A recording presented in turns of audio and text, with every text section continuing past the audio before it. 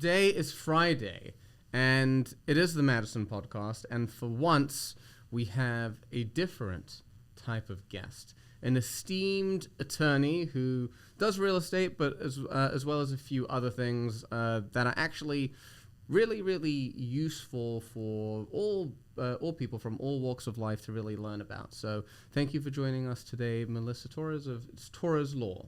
Yes. Excellent. Like the plug. If you can hire me for a commercial, if you like, I'll do it for free since you're doing the podcast. Awesome. So how are you today? I'm doing well. How are you? I'm good. Are we ready to rock and drop knowledge bombs on the real estate people of America? I am. Let's do this. Okay. So let's jump. Actually, before we get into the granular specifics of things, just tell us a little bit about yourself, Melissa, your journey. How did you get into this space? Does it speak to you passionately on a deeper level, or is it just like kind of a job to you? So I've known I wanted to be an attorney for quite some time, so I kind of thrusted myself. What was the sign? My parents, argumentative, disputive. I've always have to have the last word, so it was always trained in, you should be a lawyer. You should be a lawyer. So I looked it up, and in high school, I went to a predominantly law-based school, and I took on an internship fairly early on with a local practitioner, and he threw me to the wolves. I started doing real estate closings at 16. That's insane. Yes. That's absolutely. I've never even. How was that as a 16-year-old at the closing table? He just gave me docs and he said, "Wing it. I'll come in to explain the numbers because that's what they care about." Right. So I'm there looking at a mortgage that's 23 pages. Like, what is this? Yeah. So sink or swim, and I learned how to swim. That's and then incredible. from there, I continued. And shocking. Sorry. Yeah, no, I continued and I worked as a paralegal, graduated from school, law school's really expensive, so wanted to make sure that was the passion. And then I took on several legal jobs. I worked for a corporate law firm. Well, no, it was an engineering architect company in their legal department. So it was a corporate legal field job. Right. And I just started to notice the paralegal does all the work. So why not be the person to get the checks and oversee? The entrepreneurship struck you. It did. And then in my mid-20s, I jumped and went to law school. That takes, I can't say, cojones. That takes real cojones to do. So after law school, did you initially just start your own practice, or you? I went back into the field for a little bit. I worked under another attorney for about 2 years, and then again saw that I'm doing all the work. So why not just open up the firm? I know how to do from A to Z, so let's get. So can we actually, before we go deeper, because I have a question here, a selfish question. A lot of people in the business kind of complain when an attorney hands off work to the paralegal.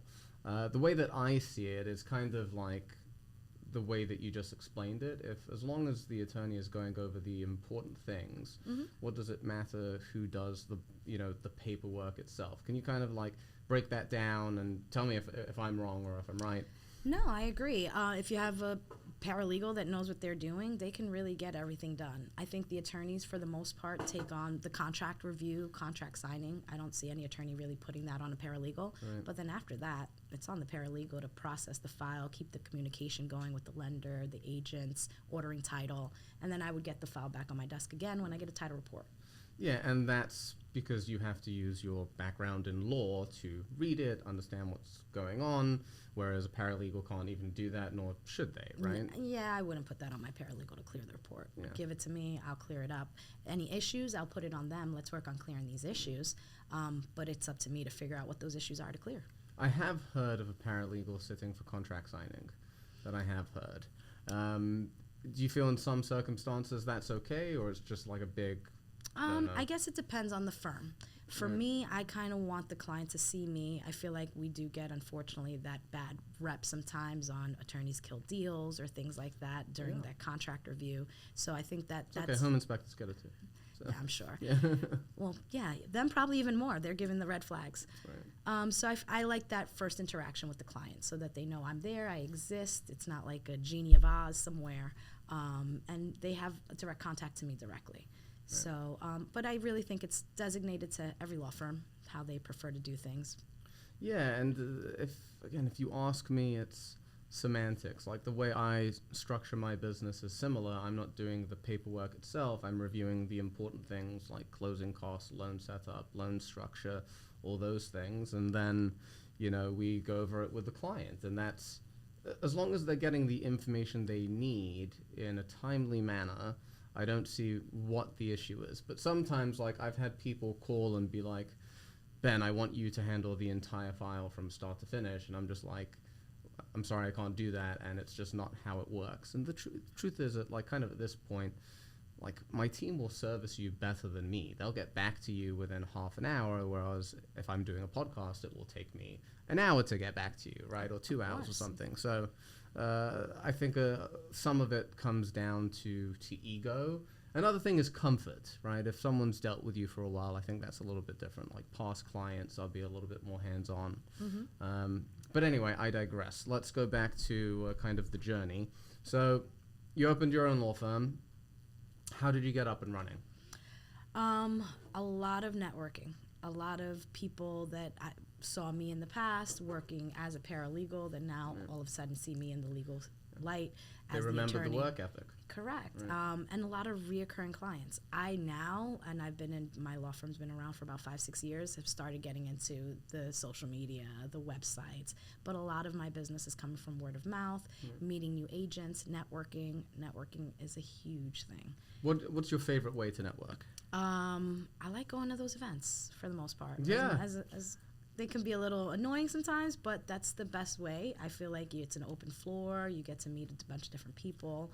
And in an environment that isn't like hostile. Correct. As well. Like people are generally pretty relaxed. Maybe not the mortgage guys and gals. They're always, I've noticed, always like ready. But no, it's a great way to meet. My only issue with our networking events is that it tends to be 80% of the same people every single time. That's the only issue. But other than that, like, look, if you're networking with that 20% that is new and you're getting it out there, then that works. So when you were building, and I understand you're still doing it, it's part of the networking never ends, but when you were trying to get that momentum, like how often were you networking? It also depends on the month. Obviously, I need to keep Torres Law running, so most of the networking events happen later in the evening, so I would try to at least go to 2 or 3 a month if possible. Right. Again, it really depends on the workload, because unfortunately, if I have contracts that got to go out, that's going to take precedence over going to that networking event. Yeah, that makes sense. It's interesting to hear because, for instance, I'll talk to new loan officers in the business who are like terrified to go to a networking event. Like they don't know because if they're a week in and they've never done a loan before, they're scared that someone's going to call them out on not knowing things, which is normal, right? So it's great to hear that you would go to 2 to 3 a month when the average person that is like starting their business, for instance, won't go to one for like a year.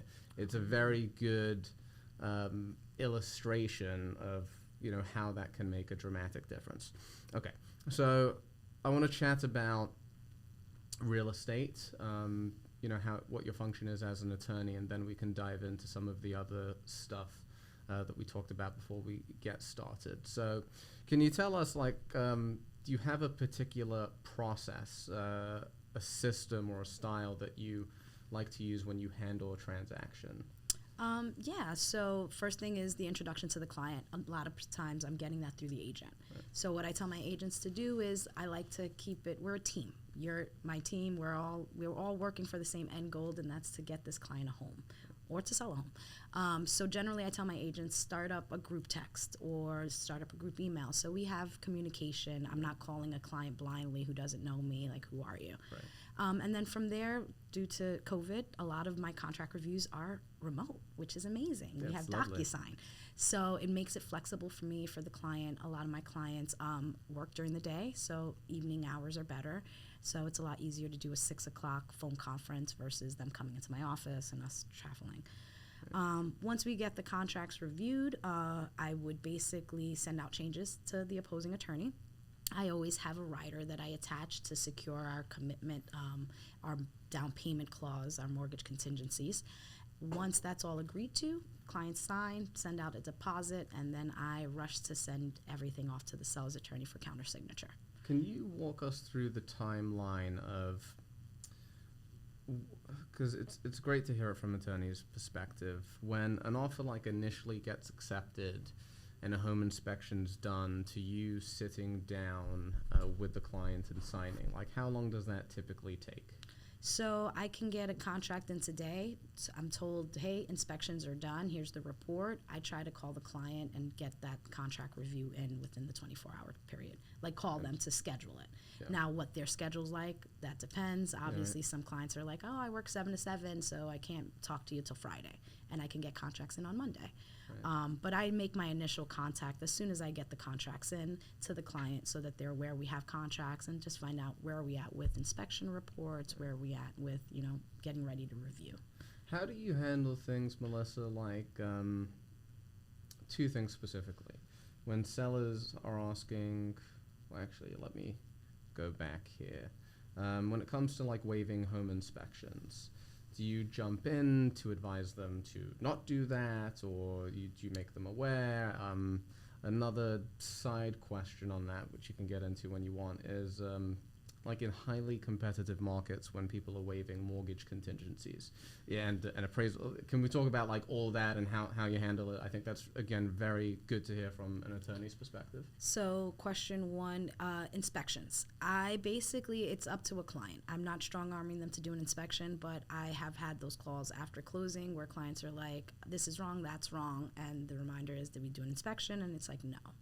So I fully explain to them the benefit of an inspection. All properties are being sold as is. So the purpose of an inspection, if you ever bought a car, everyone test drives a car. Right. Once I give that client that comparison, like you bought a car? Yes. You test drove it? Yes. The home inspection's your test drive. No one's saying that by doing this home inspection you're going to ask for repairs, but I've never heard this analogy, by the way. I like it, and I'm going to steal it. Sorry, continue. No, please Just do. had to let you know. I think it's the best way. This is the most people aren't spending, this is what they're going to spend most of their savings on. The biggest expense they'll ever take on probably in their life is owning a home. Right. And people buy cars all the time and don't want to buy that car without a mechanic looking at it or a test drive. So why not compare it in that sense? That's what the home inspection is. Right. You want to know, before I buy this house, even though seller's not making any repairs, is my boiler working? Is my electrical working? Are these basic components of the home in functioning order? And if they're not, then at least now you have that knowledge and option to figure out, okay, they're not going to fix it, I'm still going to buy it, but I already know moving in I have to repair the boiler. So in a competitive market, do you advise your buyers ever to do kind of like a home inspection for knowledge purposes?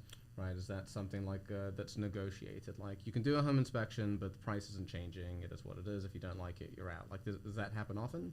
For the most part, that's how it works. Right. Most of the time, we're gambling by asking for repairs, but it doesn't hurt to ask unless it's going to kill a deal, and I rely on the agent for that. The agent's going to tell me, Melissa, they have 5 offers. If we ask for anything, they're going to kill us. Right. So it's just information you give the client, and at the end of the day, they're the underlying decision maker. It's up to them. Right.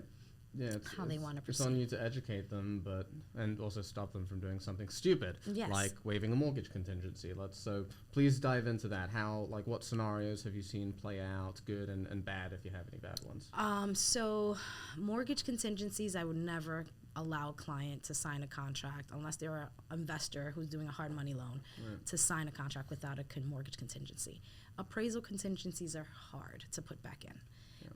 Pre-COVID, they were in all my contracts. Post-COVID, it's out because most people are getting overbid on homes, things like that. So it's the first thing they strike out. I want to take a step back, actually. Can you explain in detail what a mortgage contingency is and an appraisal contingency? Sure. Please? So the mortgage contingency in our contract basically confirms that if our buyer were to get denied a loan, their down payment gets returned and they would get back the contracts are canceled. Right. The appraisal contingency is the property has to appraise at the value of the purchase price. The big difference comes in the type of loan they're getting, which that's where you come in. If we have a client that's doing conventional loan putting 40% down, then you're only concerned about your percentage. Right. You're going to approve them. So that appraisal contingency now is a factor because if the property appraises under, they're still going to get approved for the loan and now have to pay over value for a property. Yeah, so I'll expand on that too, because when basically an appraisal comes in short and you're putting a lot of money down, all loans have to meet a minimum loan to value ratio, right? So if you're putting 40% down, but the deal's good at 20%, or whatever it is, you're fine. That becomes an issue when someone's doing minimum down, doesn't have any extra money laying around, they're getting a concession, and then boom, the whole thing kind of blows up. But I do want to touch on the mortgage contingency and how, like, so we pride ourselves on having super accurate pre-approvals and perfect, pre-commitments and all that stuff. But we can't control, and neither can the consumer, if they get fired from their job, right? Or they, I don't know what happens. God forbid someone does identity theft on them and they wreck their credit like a week before they close. And imagine you put, whether it's 5,000 down or 50,000, that money is gone. Now, have you ever had a situation, Melissa, where you've had to go to court and fight for the down payment, like to get it back? So I'm not a litigator, and most real estate attorneys aren't. So no, knock on wood, thank goodness. I've been doing this a long time, and I've never had a client lose their deposit. Amazing. What has happened, though, is we've negotiated deposits. Horror stories, guys, talking about mortgage contingencies.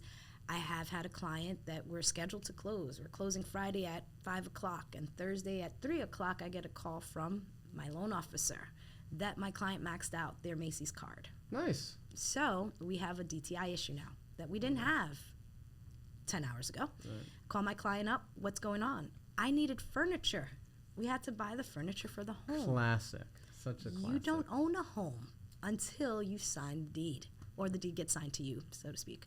So that's a problem, and that's a willful default on that buyer. And thank God they were able to work it out, and we closed. But those are big headaches. Like a week later, I presume, or same day? Actually, no. He returned everything back to Macy's. Oh, wow. And I don't know what miracles you guys do with credit scores, but they were able to fix something. Yeah, you just get the account balance updated once the refund hits, and then you get a new score on that.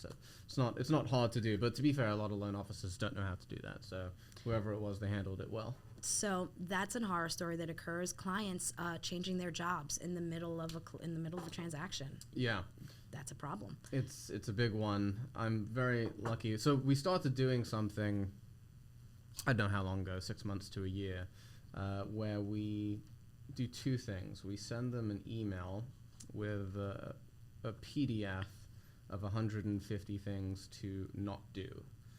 So I send this upon pre-approval in email, and then we send it another version of it in the mail when we pre-approve them. So we hit them from both sides to protect them from themselves. But so again, knock on wood, it hasn't happened again. That type of thing hasn't happened to us recently. But the craziest one I remember is someone tried to retire or did retire before closing, like a week before, and the income dropped. Luckily, because at that point, if someone's retiring and the company, it's like a big company, right? They're not going to be like, they decided to work for another 10 years. Like, that's not going to happen. Correct. Fortunately, this gentleman was able to qualify with his retirement income, so it worked. But sometimes you don't get so lucky, right? Yeah. Melissa, another... But to revert back, that basically in that scenario, if it didn't work, we would negotiate the deposit. Right. The way the down payment works is a seller's attorney can't just take your money either. They need authorization from the buyer, that's their money, to release those funds, or a closing date or a court order. And realistically, litigation costs a lot of money. Right. So that's how we kind of dumb this down a little in that sense of, you're not going to get back your full deposit.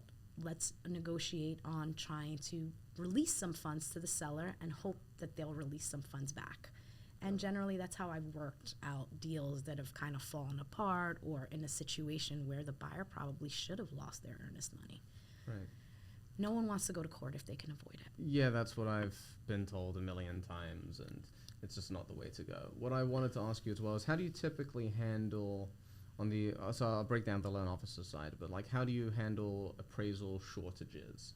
And is it market dependent? Because that's how I find that it goes, right? So if an appraisal comes in short, which is more common in a crazy market where home values are going up like crazy, right? Because then you need the comps to support the value, blah, blah, blah.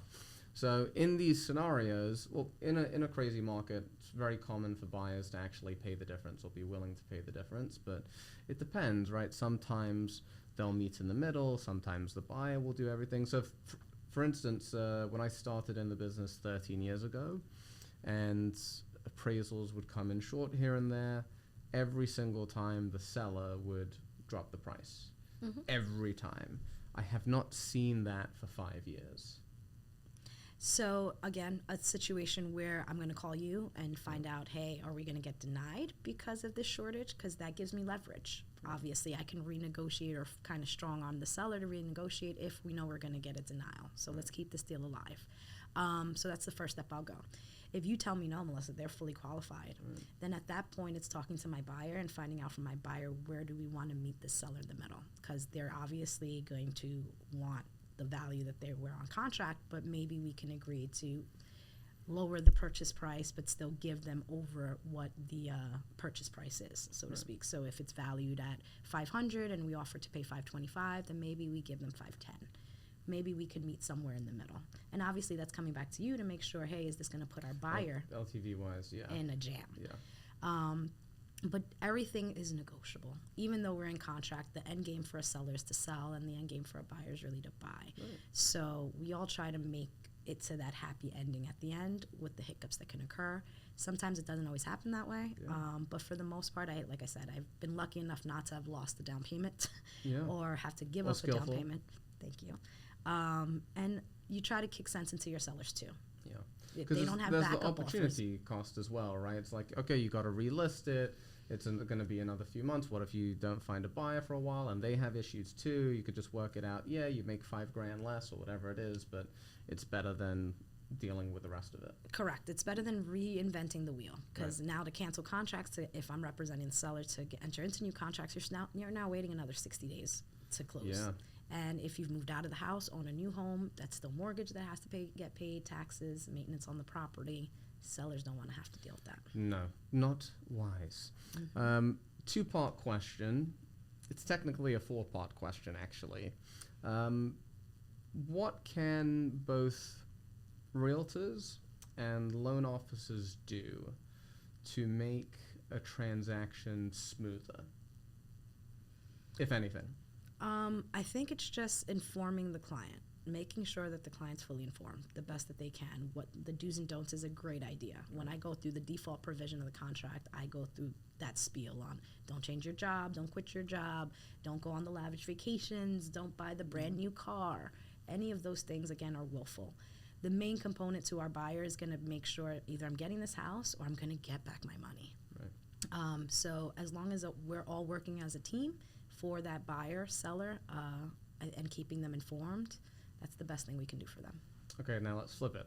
Anything they shouldn't do, or we shouldn't do, I should say. Don't talk to my sellers. Okay. So don't release my commitments. Right. So that is, I'm glad you brought that up, actually, because it's so we have automations that let people know what's going on with the file, right? So if the agents will be informed that when the loan gets approved, and the response to the automation is always send me the commitment.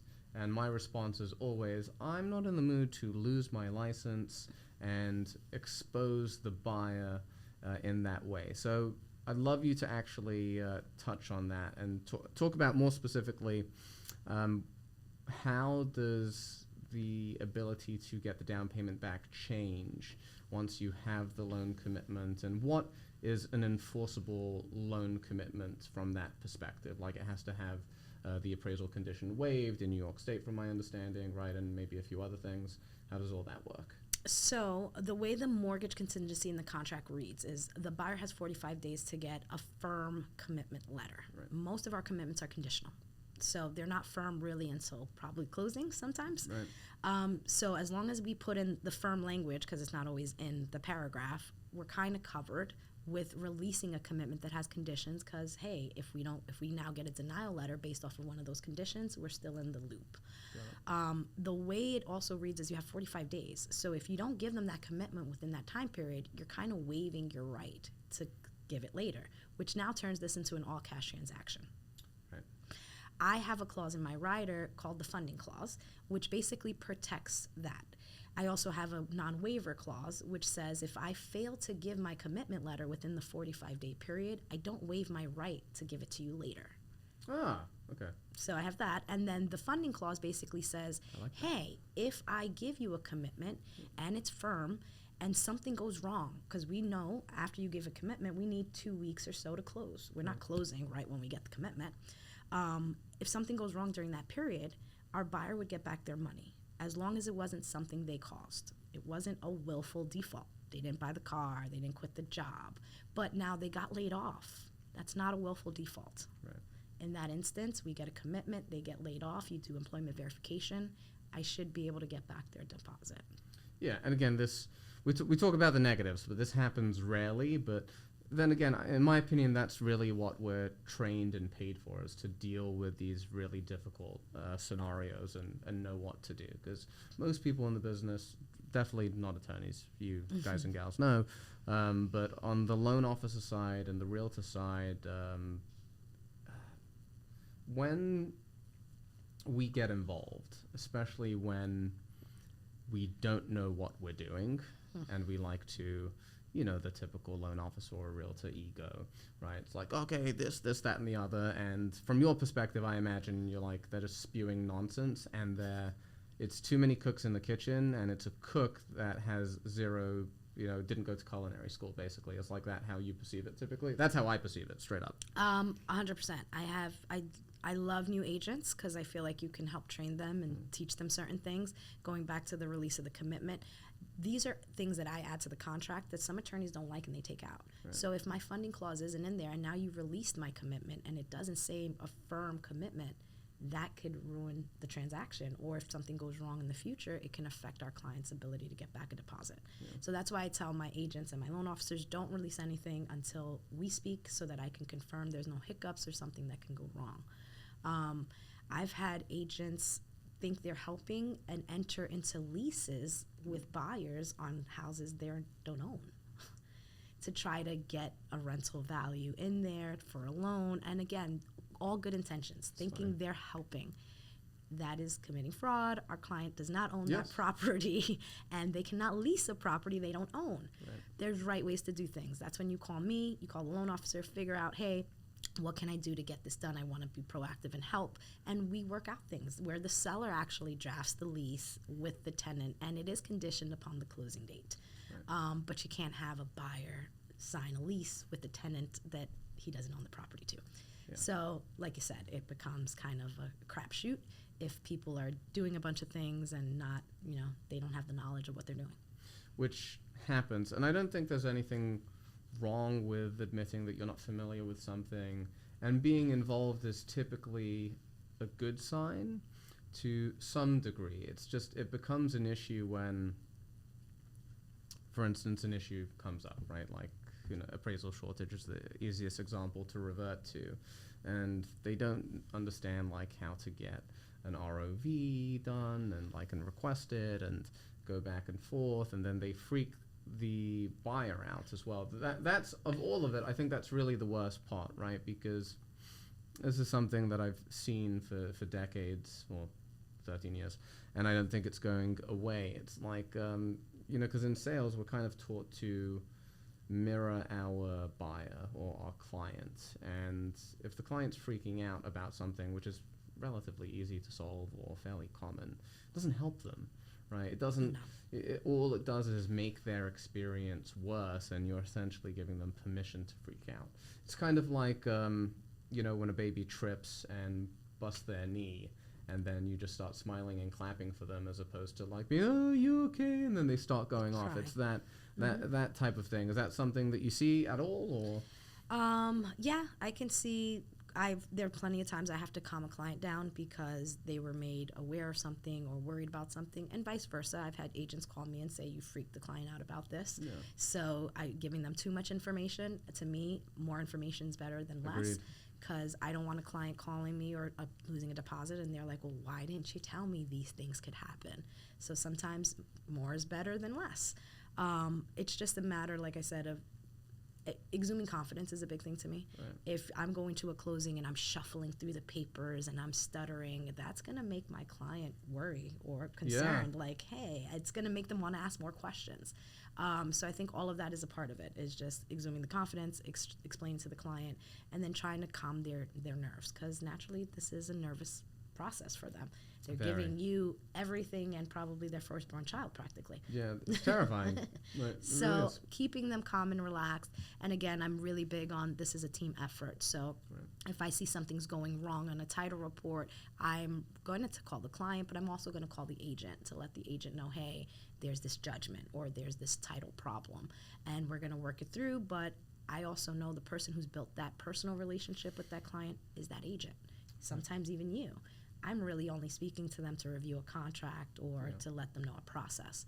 So as soon as I hang up with that client, the first person they're probably going to call is you. Oh my God, Melissa called me with this problem, or the agent. And I like us all to be informed of what's going on, so that, like I said, we're exhuming that confidence on, we're working on it, we know what's happening, we're going to resolve it the best that we can. Trust the expert.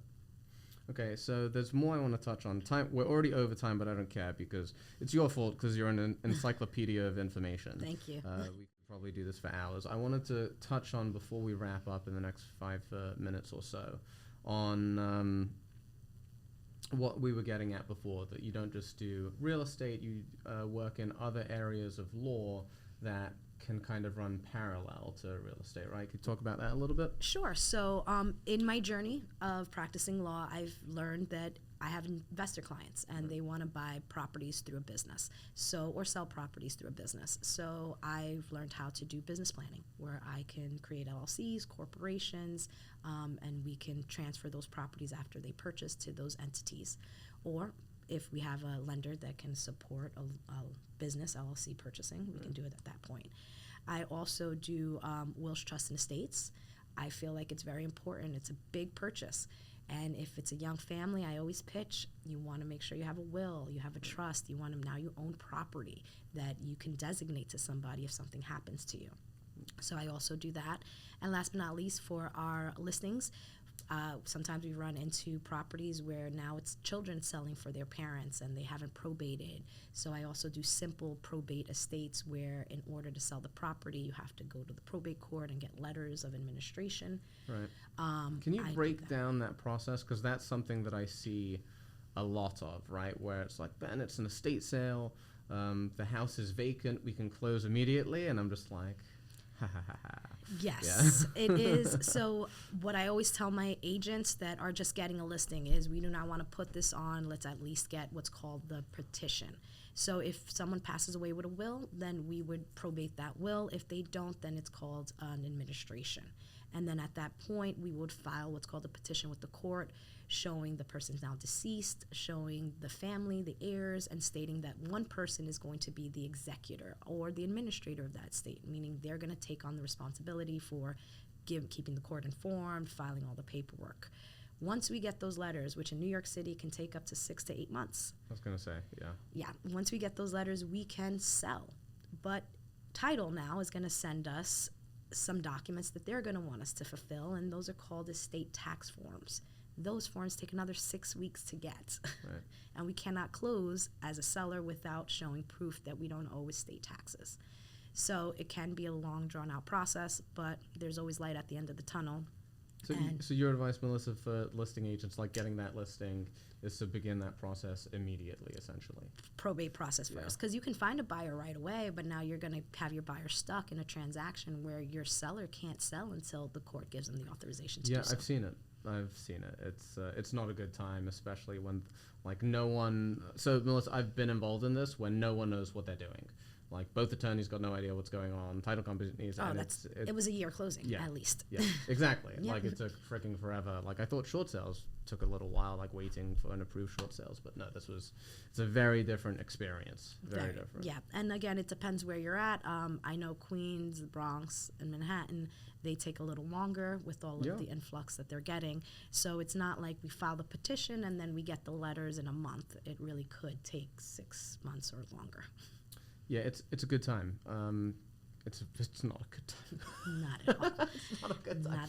And then if you have fighting relatives, it makes it worse. I was gonna ask, like, is that something that you see often? Like, it must be. I tend to do simple. I do work with a lot of attorneys. Some attorneys that's what they do. Bread and butter is just estate planning, probating. If I come to a case where we have 5, 6 siblings, I actually had one where I met with a family and then they found out dad had a whole nother family in another country. Right. That's more difficult. I send that to experts that's what they do, because you have to locate these people. The court won't even give you a petition until everyone has noticed that this person is deceased. That's insane. For some reason, I've heard more of that type of story recently. It is pretty crazy. Yeah, it's nuts. To find out. I have 6 other brothers and sisters in another country. Yeah, I know a handful of people who are kind of in that situation. Okay, so time-wise, we are definitely over. Melissa, thank you for sharing all your knowledge. Thank you. I definitely learned a few things, and we have no choice but to have you back because, again, we could do this for another hour. So Melissa, where's the best place for people to reach you? So my office is in Uniondale. My website is torreslawpractice.com. And my email address is torreslawplc@gmail.com, and my telephone number is 917-562-0810.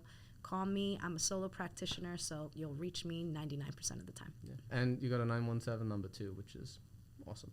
All right, Melissa, thank you very much. Thank you. I appreciate it.